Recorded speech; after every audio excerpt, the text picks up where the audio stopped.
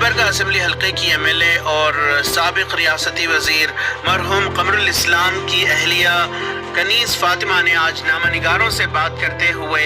گلبرگہ کے مقامی مسائل کے تئیں ان کی کوششیں، شہریت ترمیمی قانون اور بیدر کے شاہین اسکول کے معاملے کے متعلق چند اہم باتیں بتائیں۔ کنیز فاطمہ نے بتایا کہ گلبرگہ ایک اقلیتوں کا اکثریتی علاقہ ہے اور یہ شہر ایک طویل عرصے سے اکثریتی علاقہ کی کیٹیگری میں شمار ہوا کرتا تھا، لیکن اب مودی کی اقتدار والی مرکزی حکومت نے اسے اس فہرست سے نکال دیا ہے۔ میں پرسوں جو سی ایم صاحب کے پاس مائنورٹیز کے جو پری بجٹ میٹنگ تھی، اس میں ٹوٹل کرناٹک کے لیے میں نے 5000 کروڑ پوچھا ہے مائنورٹیز کے لیے، اور ہمارے حج بھون بنانے کا جو ہے اس کے لیے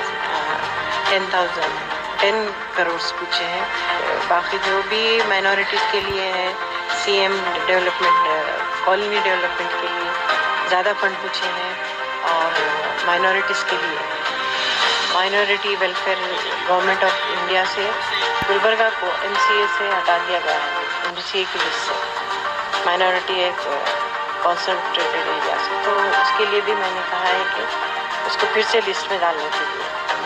کنیز فاطمہ نے بتایا کہ مرکزی حکومت کی جانب سے نافذ کردہ شہریت ترمیمی قانون اور شہر بیدر کے شاہین پرائمری اسکول پر ملک سے غداری کا کیس درج کیے جانے کے خلاف آنے والی اسمبلی سیشن میں وہ آواز اٹھائیں گی۔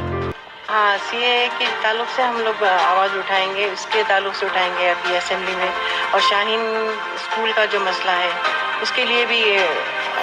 وہاں پہ آواز اٹھائیں گے، ربڑ بھونیں گے،